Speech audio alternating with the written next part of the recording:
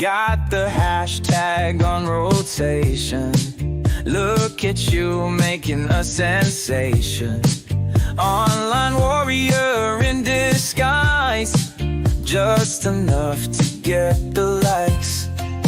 Sharing memes and changing filters, while the world's still on its tilters. Words flow easy from that phone, but action stays behind the throne. Virtue signal loud and clear, a hero in your cybersphere. Change your profile pic tonight, save the world with just one like. Look so woke in your new stance, took a selfie at the protest dance. Talk a lot but do so little, playing big but stuck in the middle. Activism made so simple, just add a trending symbol. Tell the world that you care. If it's easy, you're already there. Virtue signal loud and clear, a hero in your cybersphere.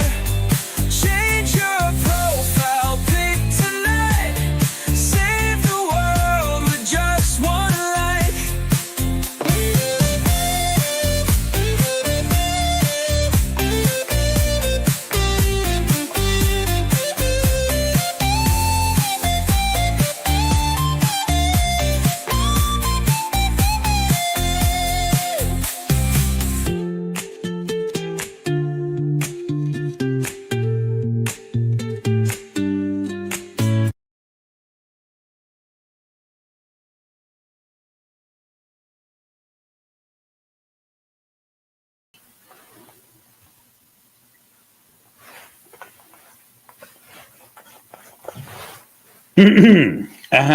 I say. I say. All right. Hello, fellowship. How are you doing? You're looking well. So am I. Thank you. Thank you. I'm glad you noticed. All right. Shall we sermonize? Let's do this thing. We got a lot to go over today, and then we'll have ourselves a little linger longer. And, I haven't planned that far ahead. So, just kind of stick around, I guess. So, yeah. I want to talk to you all today about the war for atheism. In 2003, zoologist Paul Geisert and his wife started a movement to rebrand atheism with the word bright, as a positive way to describe people who see the world through a natural, science-based lens without supernatural beliefs. Now, see, in 2003, only about 11% of people described themselves as having no religion or as being atheists or agnostics. Over the years, that number has grown a lot. Recent surveys show that roughly 21% to 29% of Americans call themselves religiously unaffiliated. What a difference 2 decades can make. Now, 2004 was a pretty key year in America. It was an election year, Bush versus Kerry. But more importantly, it was the year that Sam Harris published The End of Faith. Just going to make sure I'm not muted. Good morning, Megan. Welcome to a Godless sermon. It was the year that Sam Harris published The End of Faith. And that, whether by plan or not, was only the beginning of the age of what would soon be called New Atheism. In 2006, Richard Dawkins published The God Delusion. And Sam Harris published Letter to a Christian Nation. In 2007, Christopher Hitchens published God is Not Great, How Religion Poisons Everything. Oh, yay, yay. That same year, 2007, all three men met at Hitchens' residence in Washington, D.C. to film a viral video that came to be known as the Four Horsemen of New Atheism. Daniel Dennett was also there. Ayaan Hirsi Ali was not. We're not talking about it. From that day on, godless hell broke loose on the modern world, and it has been absolutely marvelous. Now, mind you, New Atheist is not a name that any atheists gave to ourselves. It was given to us by a particularly dim journalist named. I got my first fuck up. Here we go. A particularly dim journalist named Gary Wolf, whose pearl clutching to this new movement was not that it was wrong, factually or morally, but that it struck an overconfident tone that was strident.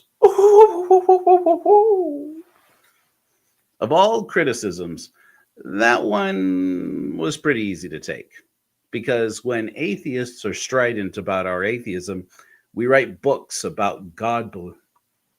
We write books that God believers don't read, but are offended by. But when God believers become strident about God, you get the Crusades, the Inquisition, the conquest of the Americas, the Holocaust, and 9/11, just to name a few. Sure, they've tried to pin all of the Soviet Union's pogroms and Chairman Mao's genocides on atheism, but those massacres were ordered by atheists, not done in the name of atheism. The discovery conquests, the Inquisition, even the final solution were all ordered in the name of God. Even if atheism were to blame in part, the scale could never balance just on account of how many indigenous people were massacred in this hemisphere alone under discovery, the Vatican's doctrine that God had delivered the land, that God had delivered the land, the lives, and the wealth of every non-Catholic people into the hands of Catholic rulers. One of the first peoples that they forced to convert or die were the Taino, what's now called Cuba, whose chief, Hatui, was burned at the stake in 1512.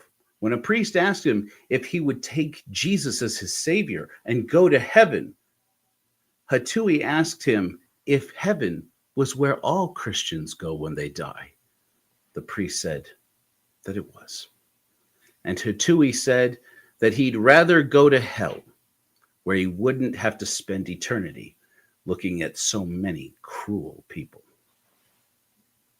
Now, between discovery and the doctrine of manifest destiny, we literally don't know how many people Christians massacred in the Americas alone, because no one was counting. Low estimates say tens of millions. Higher estimates place it around 100 million. We'll never know, because being good little believers, they let God keep the score. But all along the way, as New Atheism has taken off, with no structure, no official clergy or leadership, no official canon, no proselytizers, to become the biggest and the fastest growing spiritual movement in America, there were some conflicted, soft agnostics. And now our little problem. C.J. Werleman, Glenn Greenwald, even Cenk Uygur. People with political ideals that most godless people can get along with. Strident liberals who have called out their own religious traditions. But once again, like Gary Wolf, just don't want to be associated with militant new atheists. Okay. What's their alternative? As I read it, they think that atheism needs no leaders. Congratulations, here it is. It's called New Atheism, Gary. You named it. Or rather, they want atheists to be less aggressive. Okay, here it is. It's called New Atheism. Nobody's making up the doctrine for New Atheism. New Atheism is just atheism. There's nothing new about it. It's just getting popular thanks to the best missionary we ever had, God. Every time that a father goes on bended knee to beg God to spare a child from illness and then waits for his miracles, we win another. Welcome, brother. Every time a woman goes to God to soften her husband's heart and make him stop hitting her or cheating on her. Welcome, sister. God, stop this senseless war. God, give me justice. God, talk me off this ledge. Welcome, friend, to the Church of New Atheism. And no hallowed hand can stop it now. But then a small group of people remember the brights. Oh, yeah. People who do get that the big tent of New Atheism is maybe getting a little too big. And that became Atheism Plus. And I have to tell you, friends, I like it. The Plusers combine non-belief with other progressive ideas like social justice, feminism, and human rights. Okay. And a lot of agnostics and atheists don't like that. Oh, in fact, some can loop in our famous new atheists. Some can loop our famous new atheists into this toxicity. Now, Richard Dawkins is a great man and a great mind, but he says some really transphobic shit, and that bothers me. Sam Harris recently blamed the election of Donald Trump on Democrats' willingness to defend trans rights. That bothered me a lot. A few weeks ago, I had a mythicist on my show, Church for Atheists, named Richard Carrier. What I don't usually mention when I tell people about Richard is that he has been maligned by some atheists as being the pope or leader of so-called Atheism Plus. Really, Atheism Plus has been branded and created mostly by women in the movement, but that's our toxic, misogynistic environment that atheism is devolving to. But okay. And if the Plusers, though, are people like Richard, you know, they're okay in my book. Now, Richard's not perfect, and he owns that. I'm not perfect either. And like Richard, I never claimed to be. But here's where we are. America is in a war for the future, and godless people have to make up what that war's outcome will look like. Where brights weren't strident enough in my book, Atheism Plus is a little too ambitious because atheists tend to think that the woke left are trying to speak for everyone in the big tent. It's the use of the word atheism that offends them, the presumption to speak for all atheists. So I say, let godless people choose this day a new name that doesn't speak for anyone but one schism in our movement. Let this movement have a schism. We need a schism. We need to break off. We need a section of people who, frankly, were never proud to be called atheists or agnostics, never proud to be called godless. It's just what we are. It's just not even a factor of what we believe. It's a factor of what we don't believe. And then we can have a movement that doesn't have to be so strident. If we're not a little bit strident, I think we're not doing our job, but doesn't have to go out of its way to hurt people's feelings. That is possible to do.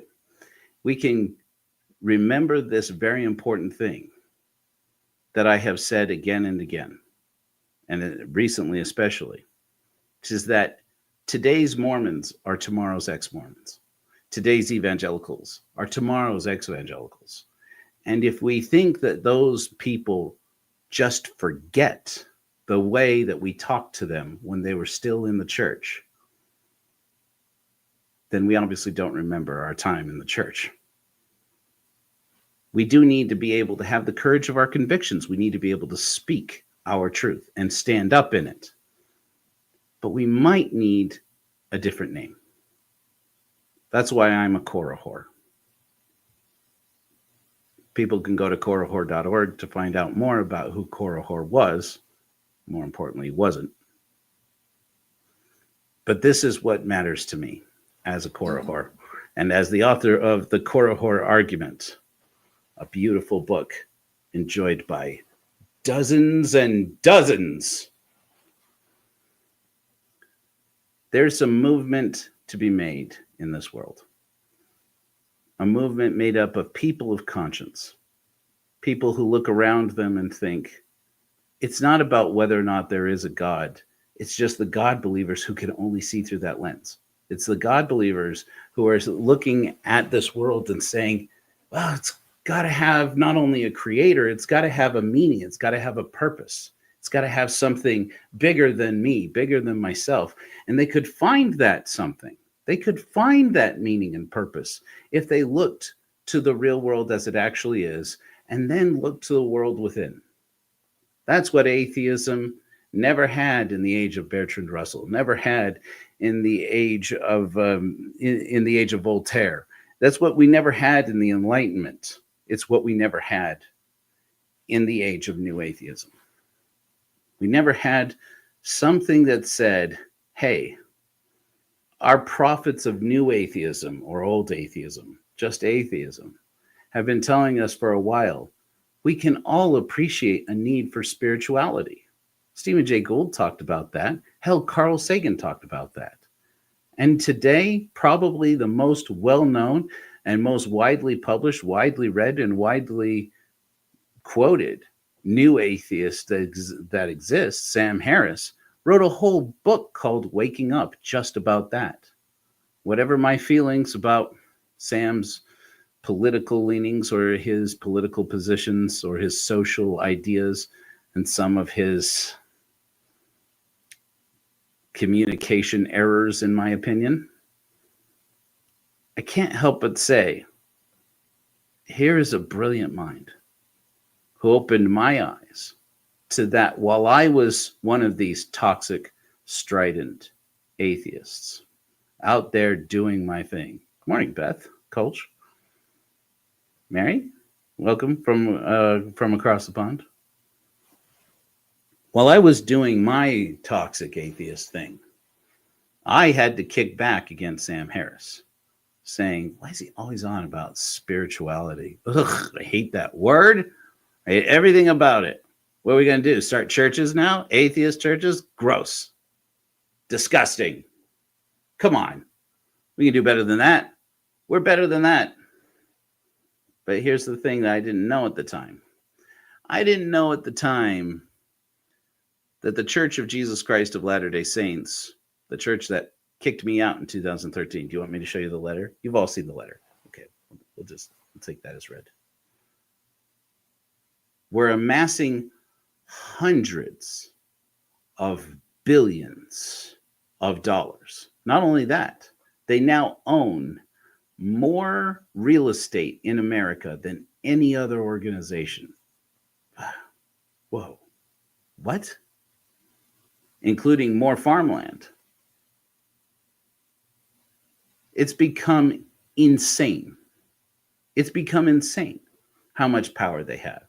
I don't know if you guys remember this. Back during the so-called Tea Party movement, there were political activists who started churches, Fellowship of Patriot Fronts, Building America, Galveston Flag, Don't Tread on Me, Ministries, whatever. And it turns out they were using churches instead of political action committees. And the government more or less had to let them just get away with it. Because it turns out that political action committees are regulated by the Federal Elections Commission, the body that regulates whether or not churches are acting like real churches. Do you know what entity that is? I've talked about it before. This is the read your scriptures and pray of the Church of Korihor. None. There's no federal agency that decides whether or not churches are actually acting like churches. The only agency, the only regulators that can do anything about churches not acting like churches is the Internal Revenue Service, and the most they can do is audit them. but they have an internal rule that says that they don't audit churches unless a senior member of the Treasury Department signs off on suspicion of fraud. And that's the kind of thing that a political appointee, like a treasurer, will lose their job over. So it almost never happens. I put together the Church of Korihor, a church for godless people, on the basis of a series of free YouTube videos I found, simple Google search away, where a guy who seeds churches for a living, Christian churches, thank you, Jesus people, said the following phrase. I come to look at it, looked it up, and he was not wrong. I'll say this. He was not wrong about this. Wrong about Jesus, but not wrong about this. He said, you're more likely in this country to see a UFO than to see a church audit.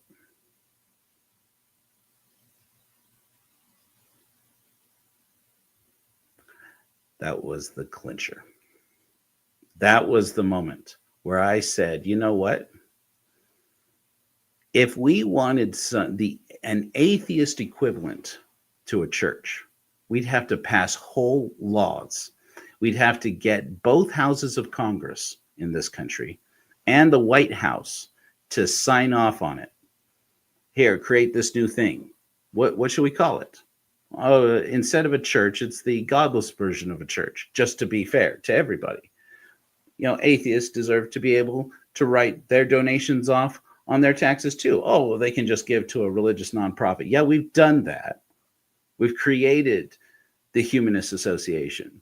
We've created, the Divine Assembly. We've created churches that, even if they are registered with the IRS as churches, don't like to use the name church. They don't like names like ministry. They don't like names like clergy. They don't like words like spiritual, or if they do, they use it with scare quotes. Spiritual. But what are the chances that we were ever going to create something? Let's invent it right now. Okay, we'll call it. They are endeavors. It's not a church. It's an endeavor. It's an atheist endeavor. I love it. I love it already. Instead of clergy, we have guest experts.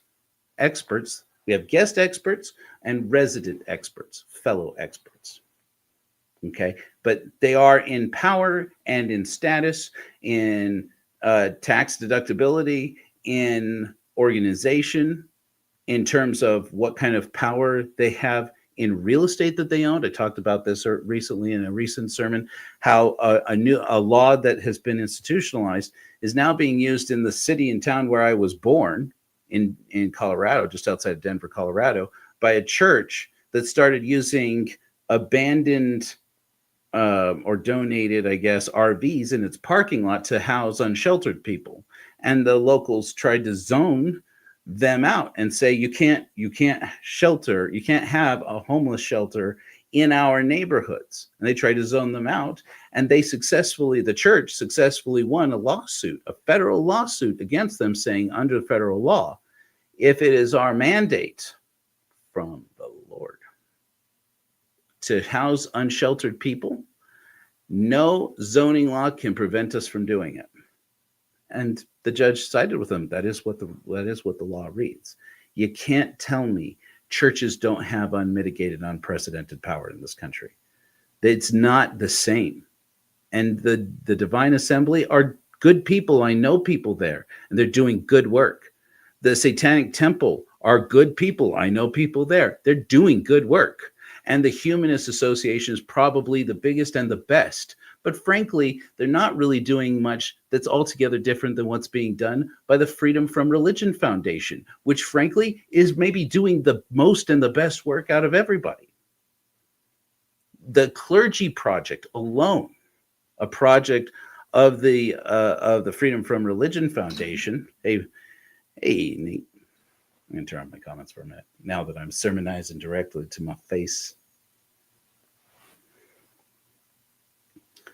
This was an organization, a project of the Freedom from Religion Foundation, the Clergy Project, to allow people in a safe space, people who were clergy in religious movements, in churches all over the country, to be able to have a group where they could go and talk about how they had lost their faith in God, but couldn't tell anyone because it would mean losing their livelihood because they'd never done anything else. And I laughed a little bit there, but I don't actually think it's funny. I actually think it's devastating. Sometimes I laugh to keep from crying. I can't even imagine. I spent 2 years of my life preaching Mormonism in South America. I cannot imagine spending 20, 30 years of your life and discovering then, like I did in just 2 years, that I didn't believe in God anymore. And can you imagine if you were in seminary or divinity school like Brett Hartley was, when you discovered that there's no God and that nihilism is the best explanation for meaning in the world? Holy crap. After all the money that you spend on it, the sunk cost fallacy alone would be enough to make you want to, would be enough to drive you crazy. New atheism was never going to encapsulate all of the things that people, the shift that people are making ideologically in our country. The Overton window moves too fast. There's no way that new atheists could keep up with it because there was no leader. And if there were one leader, it would be Sam Harris, frankly, at this point. Maybe Christopher Hitchens at one point. Yes, probably. But then Christopher Hitchens died. And Sam Harris gave his eulogy. And it was a beautiful one. If you never listened to it, said, oh, it's a gorgeous one. Just punch in Sam Harris, It Is Always Now. I do it several times a year. A couple of weeks ago, I showed everybody how I do my version of overview was listening to Carl Sagan's Pale Blue Dot. Well, another one that I do regularly is It Is Always Now by Sam Harris. Problematic? Definitely. Definitely. Sam, when you see this, and I'm sure you will, I'm not sure. I hope you can appreciate that I'm just being honest. I don't think any of us should expect that any leader of any movement is somebody that we would agree with all the time. My very Mormon father once told me, and I embellish it this way. No, I'm not going to embellish it this time. He said, if you have two people think exactly alike, you don't need one of them. I believe that.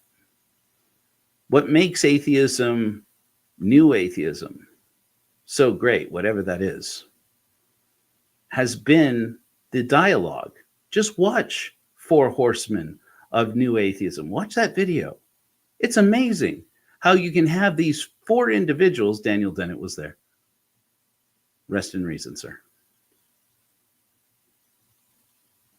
These four individuals who have been lumped together by our critics, not by themselves or not by their supporters, not by their readers, as the so-called new atheists.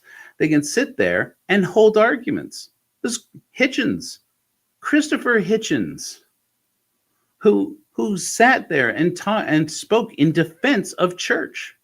And he asked them, do you really think that this world would be better off with no religions in it, no churches in it? Richard Dawkins jumped on that grenade and said, absolutely. Get rid of it. Don't need it.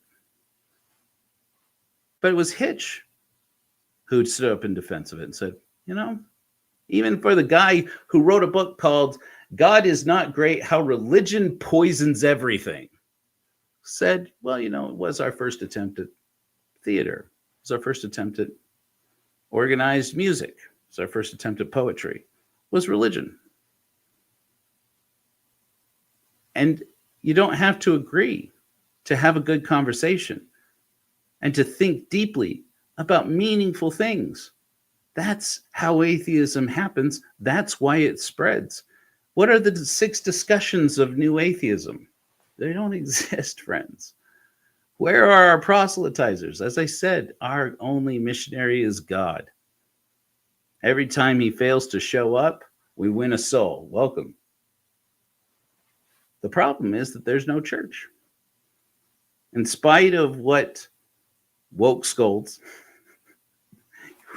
You're welcome. You're welcome, Carden. Like Gary Wolf or Glenn Greenwald or C.J. Werleman. Spit the vitriol. May say about us, there is no church of new atheism. It has no leaders at the top. And the only person who probably could, living today, claim that title doesn't want it. So atheists have to emerge from within. And we desperately need leaders inside the movement of atheism. Because here's the thing. Let us repent. Let us recant. Let us now admit to some of our flaws and faults. That atheism, whether described under the rubric of the intellectual dark web or the hard right wing of atheism, has a lot of misogynists in it. It has a lot of homophobic people. It has a lot of transphobic people, more than anything else we've seen lately. A lot of voices inside the big tent of godlessness are transphobes. And there's some of us who look to each other and say, okay, maybe atheism didn't start. New atheism even didn't start as a way of advocating for trans rights. But now we have these atheists and agnostics, godless people inside the tent who want to make it about being against trans rights, want to label it as just being standing up for science, to say that there are only two genders. And I look at this and say, okay, not scientifically accurate, not accurate at all. And they're going to be the loudest ones in the room. Wherever there are people gathered to talk about topics that are important to social matters, to moral matters, it's going to be the negative ones. It's going to be the strident ones who are going to get heard first.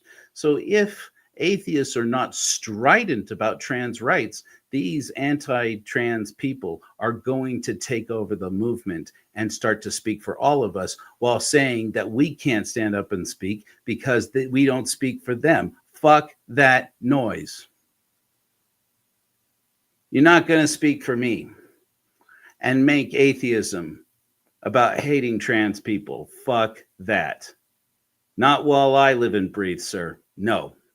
And if you think, oh, no, these people, these woke people, they don't know how to be good strident atheists so that we'll be able to drown their voices out. No. Think again, motherfucker. Because this strident atheist is ready to go tooth and nail to fight for the rights of trans people. This is why the Brights were never going to get it done. This is why new atheism was never going to get it done.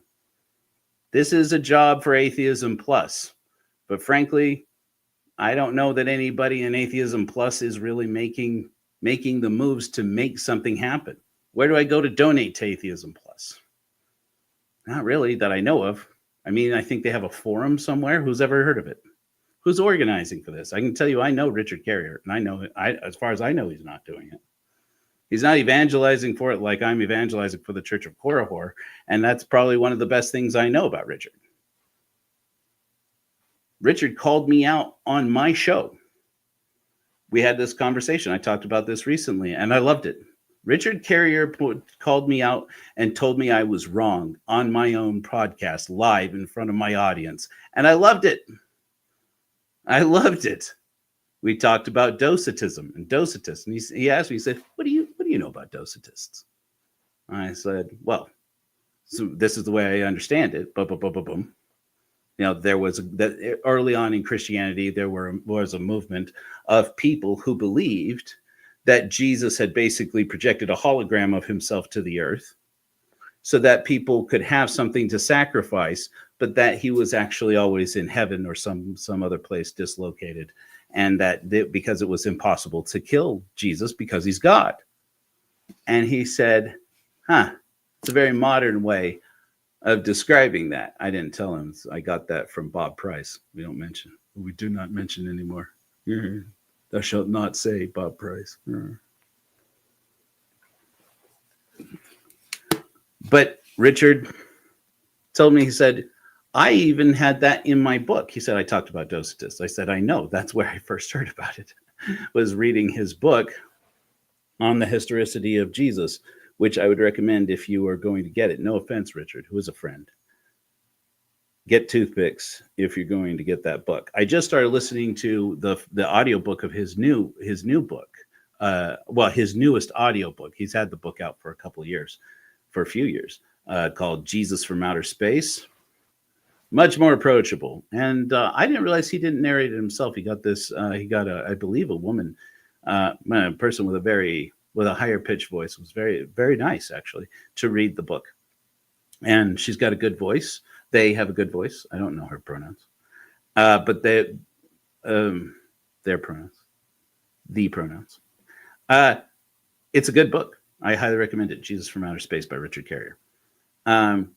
But he says, I had to revise Jesus for Atheists because I found out recently that there is skepticism to suggest that Docetists never existed. I said, what?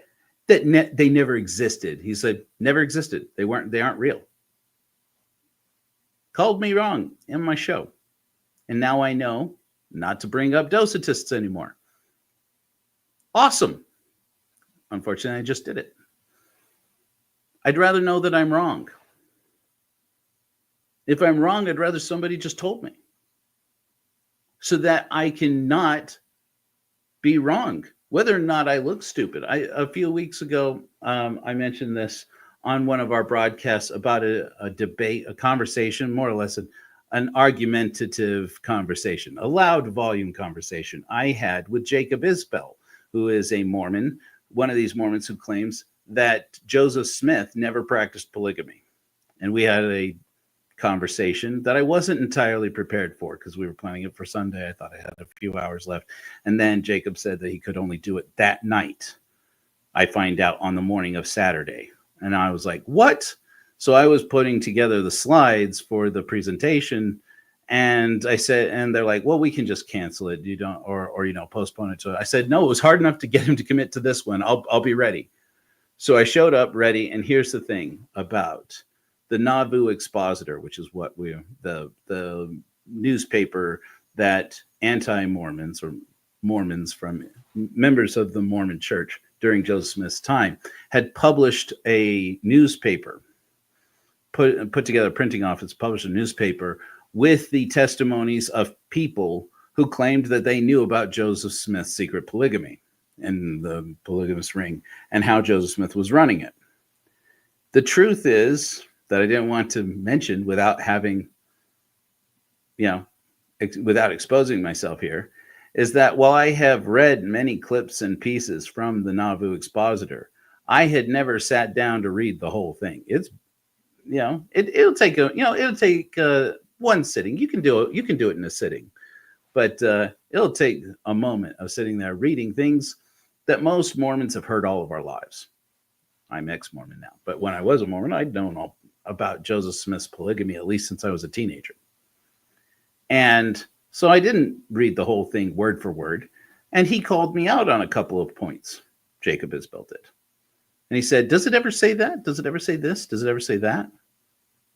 And I said, well, I don't remember the wording exactly as it says in the Nauvoo Expositor, but I have it here. And he's like, you don't even have it there? I'm like, no, I do have it here. If you want, I'll show it to you. And he's like, I can't believe that we're having a conversation. I'm like, I have it right here. I have it right here. I'll read it exactly the way that is written here. And I showed it to him. And he said, is that word for word what you said? Okay, no. And he's like, and he said, well, so why am I having this conversation with you? I said, because the point still stands, Jacob. And if I am wrong, at least I'm ready to admit that I was wrong and say, look, okay, you're right. I didn't quote it exactly right. I could have been better prepared. But point out to me exactly what about it that I got wrong. And if I'm wrong, I'd rather say that I was wrong. And as far as I can tell, this is always going to be the problem between us and the apologists. This is that where you have one group that is ready and prepared to admit that it is wrong. And that's how we came to atheism to begin with. Atheism is not a doctrine. It's not a religion. It just isn't. Atheism is a willingness to admit that something is wrong if it's proven wrong, or if it's at least not proven right, not proven plausible, and not proven likely, where other explanations make more sense. And when a person embraces that much, just that much, if I were wrong, I would want to know. Not just because you're afraid of looking bad. I'll tell somebody in a debate right in front of my supporters, right to their face, where it's not comfortable, where it is embarrassing, to say, you know what, you're right, I got that wrong. Maybe I didn't think that through. But I'd want to know that I was wrong so I could be corrected, so that I'm not wrong anymore. And when you look at life through that critical thinking lens, God gets further and further away.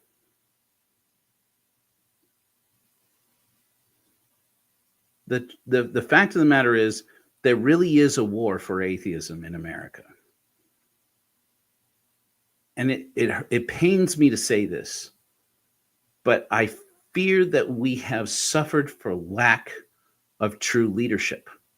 As I said in our first sermon, I keep mentioning this sermon, for me it is still the important one in my personal life, while I have loved all of the sermons, godless sermons we have delivered here. And there are more. They're taking shape in our near future. I said in our first, in We're Going Home, that we suffer in America for lack of real leadership, moral leadership. That was the sermon where I happened to mention, that in 2017, there were some major political changes in this country. No need to go over them. You know what they were.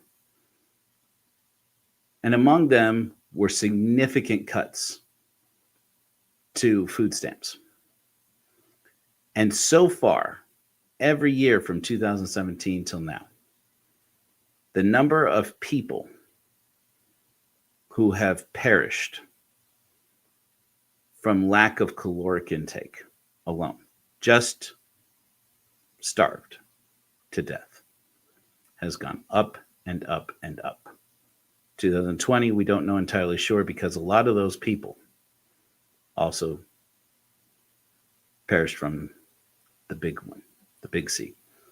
Not that big C, the other big C. The temporary big C. That proved to be temporary because of science. Because scientists scienced the shit out of that problem. This is why atheism is important. Atheism is an effect, not a cause.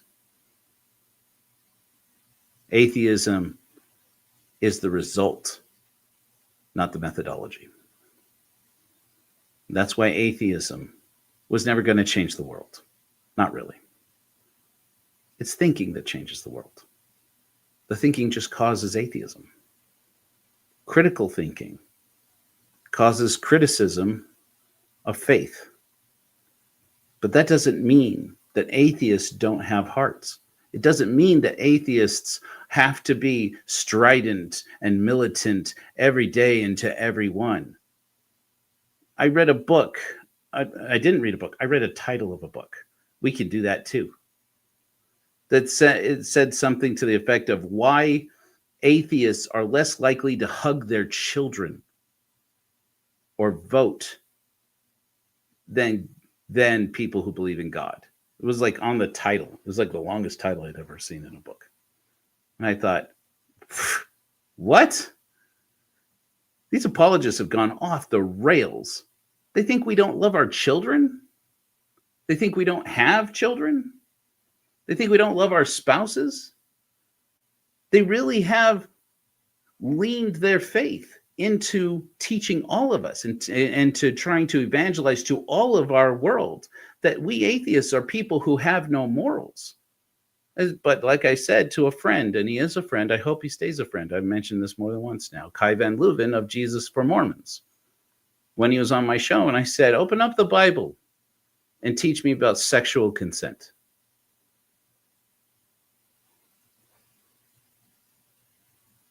I've said this again and again with conversations with God believers. I tell them, be forewarned. When you're done, I'll open up your Bible and start talking about examples of bad consent, lack of sexual consent. Let's talk about Eve right from the beginning. Let's talk about Lilith. Not ready for that conversation. Let's talk about Esther. Really talk about Esther. Let's talk about Mary, the mother of Jesus. Let's have a real conversation about Mary, the mother of Jesus.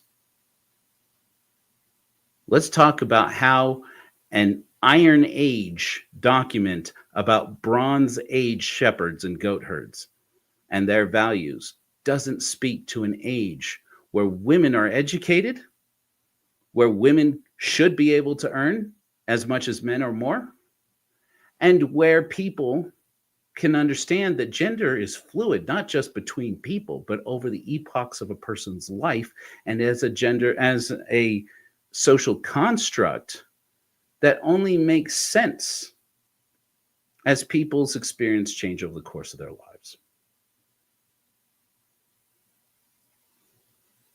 New atheism was never going to give us that. Atheism, from as recent as Bertrand Russell, that wasn't that long ago, was never going to change that. Thomas Paine was never going to include that in the Age of Reason. Why the hell would it be in the Bible? Everything you're going to read from the Bible is going to be from that bygone era, speaking to the values of that era that made sense to people who didn't understand nearly as much science as we do.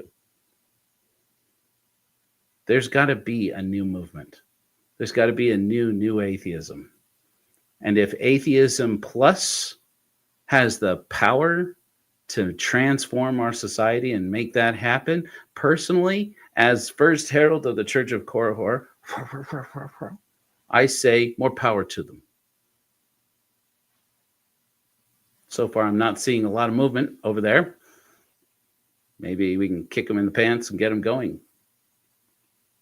If the Satanic Temple can really get reproductive rights for women all over this country, child or uterus owners, childbearing persons, they don't like that word, that term.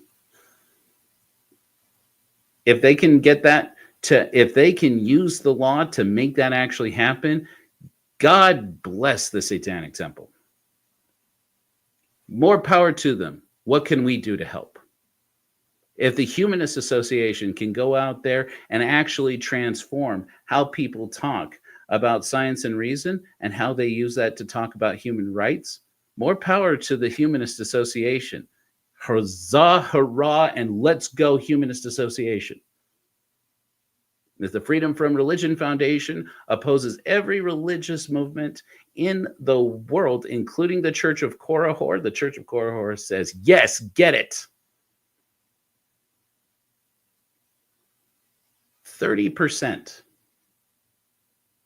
roughly 30% of Americans say that they are either atheist, agnostic, or that they have no religious preference. That's 100.2 million people. If all of those people were a political party that voted in even 2/3 majority with one political party for one political candidate in 1 year, in any given year, adjusting for how many of those people currently vote either Republican or more likely Democrat, they would never not elect a humanist president of the United States if it were based on the popular vote and if distributed over the various electoral votes. You know how it goes. I'm taken as read. Now, in the recent election, the winner of that election, who did win, got just over 70 million votes. Guy before him got over 80 million, but we're not talking about that anymore. We're letting it go. We're not really, but we're not talking about it here. Okay. 100 million If we were a political movement, we'd be unstoppable. But we don't all politically agree. And there's no leader uniting us under one banner. But what I fear more than that even is that we no longer have a system in the political world where voters matter. I deeply worry about that. I hope every day that I'm wrong about that. I'm a pessimist. What can I tell you? And I'm frustrated. And that's when I looked around and said, meanwhile, the Church of Jesus Christ of Latter-day Saints has managed to pull together hundreds of billions of tax-free dollars. Well, some of it presumably comes from their taxable businesses too. But does that mean that they're paying taxes on it? Does that mean it's not wealth? And this is just one example. They had that scandal a few years ago. Joel Osteen, somebody had taken a whole bunch of the donations from the offering plate and stashed them in a wall. The abuse that happens in the system. Do you know they don't know how much money it would be if we did tax churches? They don't know how much it is. That's how far outside the mainstream it is. That's how far outside of any system of accountability it is. Excuse me. We could beat them. We could beat the system. We just got to go to Congress and get a few laws passed. You want in on that? You want to start that movement? Because I tell you this, meet me after church. I may only have $5 to give you, but I'll give it. Go forth, my child. Go get that political movement done. I will have nothing to do with it other than to donate for it. And you if I can vote for it, I'll vote for it. Me personally. Or don't tell anybody how to vote. But meanwhile, if we don't have the courage, if atheists and agnostics don't grow the courage to say, I'm not going to be offended by the word church. I'm not going to be offended by it. Say church. Oh, it's this woke, godless church. Great. Sounds great to me. And I've hated church since I got kicked out, since long before I got kicked out of the Mormon church. I had left practicing Mormonism for a decade when the church found out and kicked me out. Okay. And I said, I will never, if I can in any way manage it, never cross the threshold of a church again as long as I fucking live. And now I have my own. And believe you me, for the first 60 days that we've started the Church of Korihor, I have had to bite my tongue. I have had to swallow hard every time somebody says to me, oh, Joe, I'm sorry I couldn't make it to church today. Church. Yeah, that's right. Church. I love it. I love the church. I love the church. I love the Church of Korihor. Say it again. I love the Church of Korihor. Yeah, that's right. Let's do some business. What kind of business? Church business. It's church business, and I love it. The Church of Korihor. Let's go. And then along the way, I had this conversation with Stephen Pinecker, a good friend of mine from Mormon Book Reviews. And he said, you know what you're doing, don't you? It's a ministry. You're going out there taking blankets to people who are unsheltered. You're giving sermons to people who need a spiritual community. You're ministering. That's a ministry. And he was a little bit surprised, I think. Stephen, are you out there? Were you surprised when I said, I kind of love that? This is, if there's anything that atheists need right now, it's ministry. I'm going to keep going for a minute here, and then we're coming up on an hour, and then I'm going to, so it'll be quitting time. But we'll do a linger longer afterwards if people are into it. I still haven't opened up my comments. There's been 31 since I closed it. I want to tell you a couple of things here real quick about me. I recently discovered that a person in my family who is trans has been in serious emotional jeopardy, crisis. I have friends who are trans and who are gay who have been in serious crisis since last November. And while we all knew that that had to be the case, I didn't realize how much.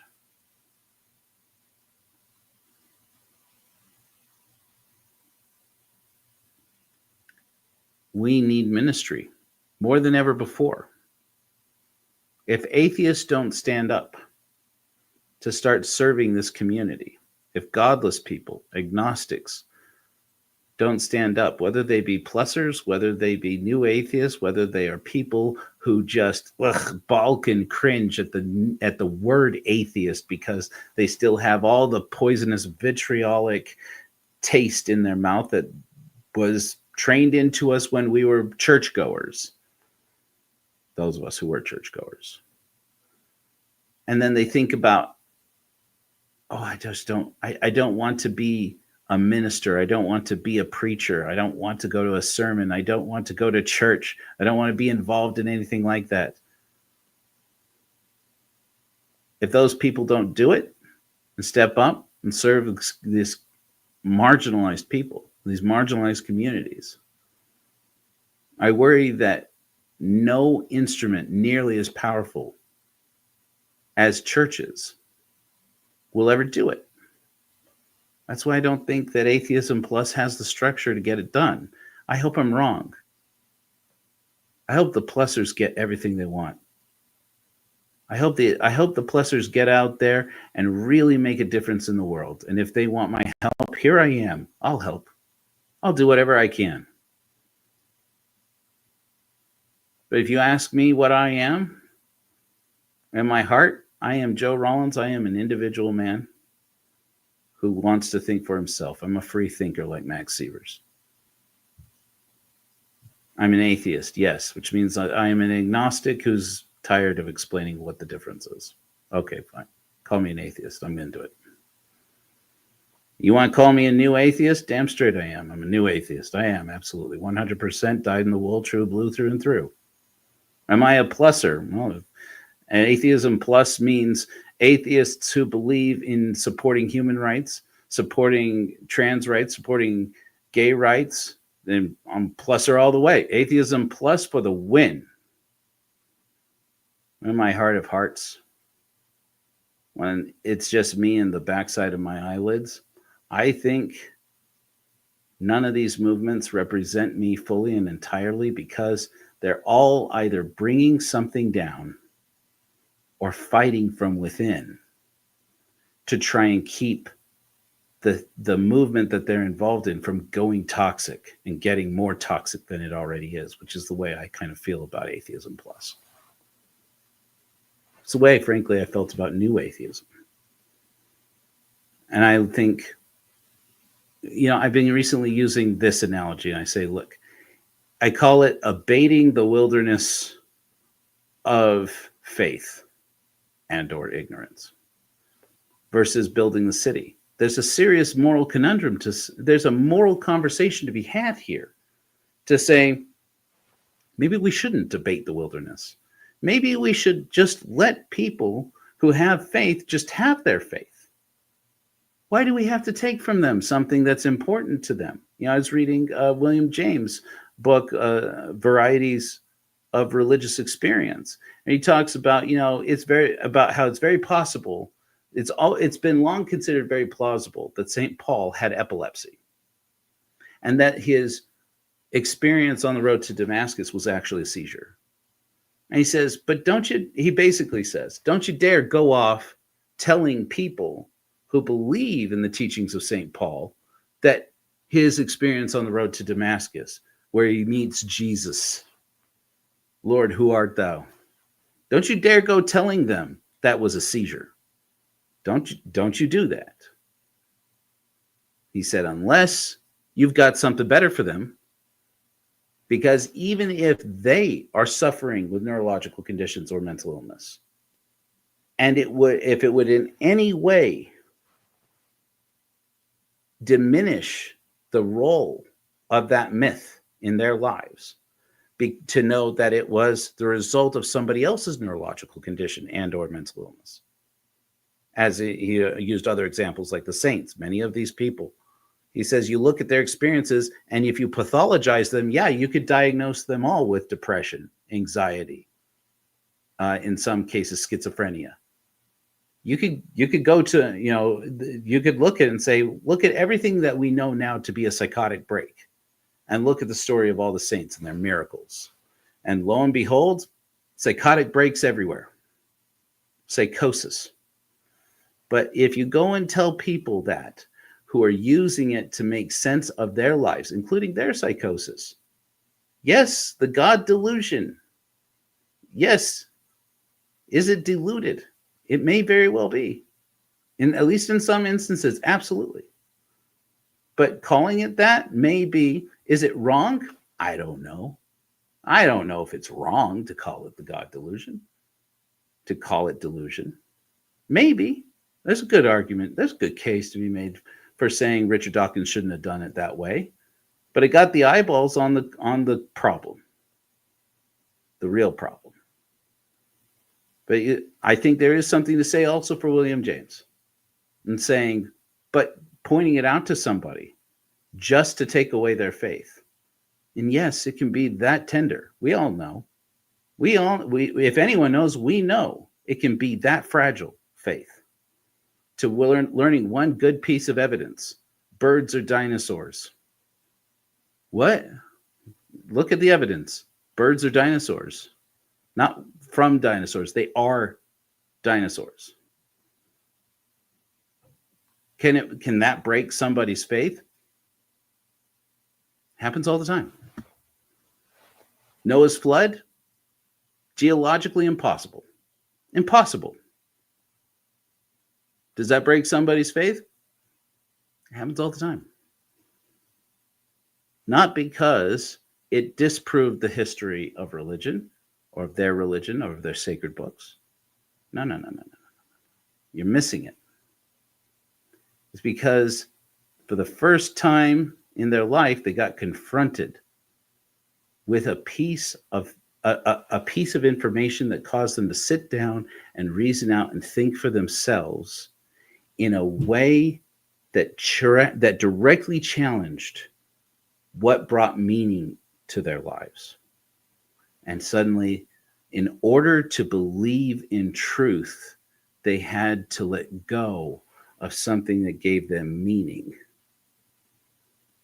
And it's only been since I tried to repair my own self-esteem, my own spiritual neglect, that I came to realize that when you leave that hand open and nobody reaches out for it, we lose them.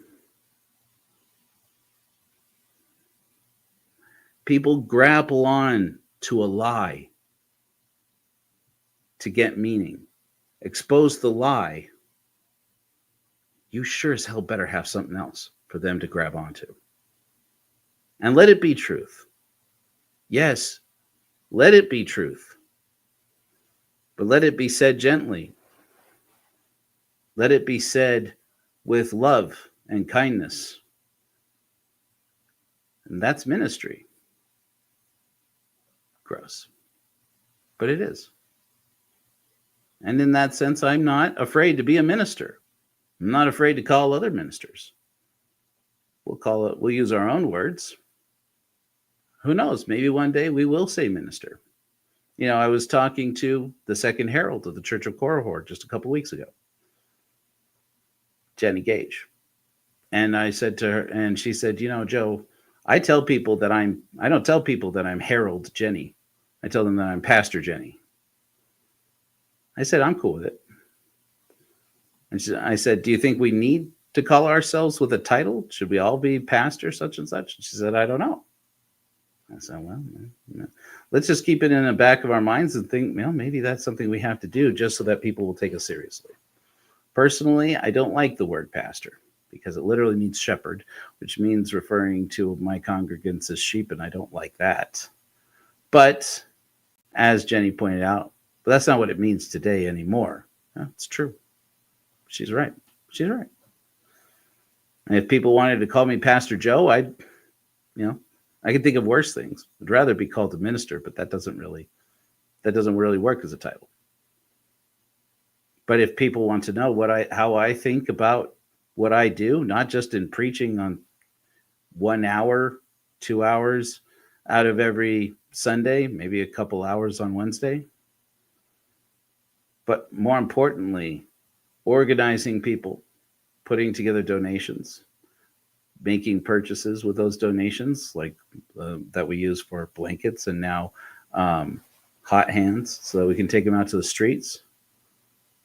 That's where ministry happens for me.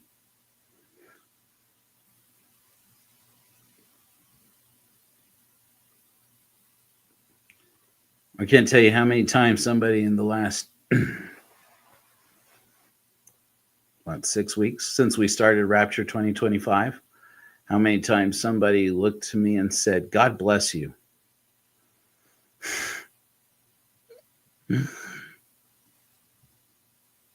Thank you. Nobody out there, not one person that I put blankets around out in the streets of Salt Lake City, living out there, sleeping rough. Not one of them did I say, I'm an atheist. Not because I'm ashamed, because it didn't matter. They needed blankets. They needed food. I took, I think it's 8 pizzas I cooked in my oven here in my home, wrapped them up in tinfoil, and took them up to Salt Lake in the middle of the night.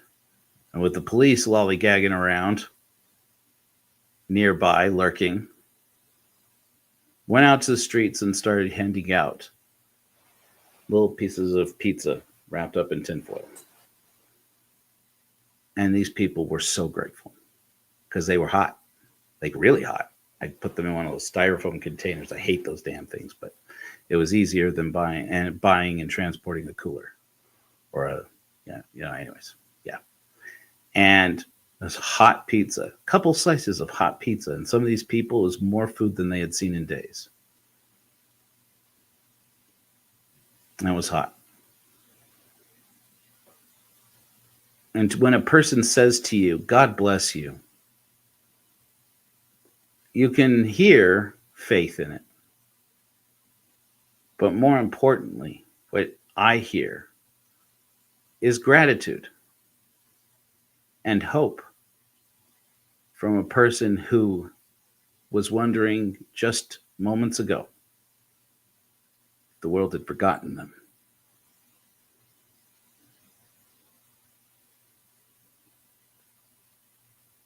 This ministry will change the world. At least it changed my inner world. And the Church of Korihor is making me a better man. If that's all it does, it was worth it. Amen. Going to go live with Linger Longer here in a minute. Let's have ourselves a closing hymn. I want you guys to remember that we built this so that we could have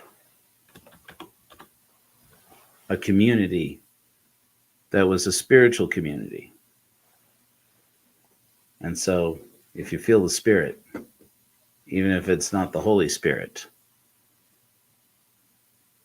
I hope that you'll use it as an opportunity to feel your own internal world, your own internal wisdom, and let it speak to you. As Berlin burned, they came to raid our hall. Our godless rolls were empty.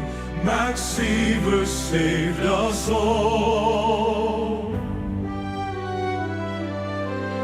500,000 godless Germans we. First they came for us, but we were already free. Freidenker, stand against the Reich. Max Sievers, crusader for our rights. Freidenker, resistor from the start. We will carry Max within our hearts. In Belgium, he hid away, truth's banner to raise, fighting Hitler with his pen. Max lived to fight again. Freidenker, stand against the Reich. Max Sievers, crusader for our rights. Freidenker, resistor from the start. We will carry Max within our hearts. America turned him away, a hero lost in the fray. Your name we will sing, Max Sievers, hero of the free.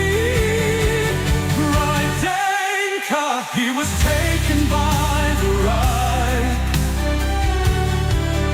Max Sievers, murdered for our rights. Freidenker, free German minds. Max Sievers, you also freed mine.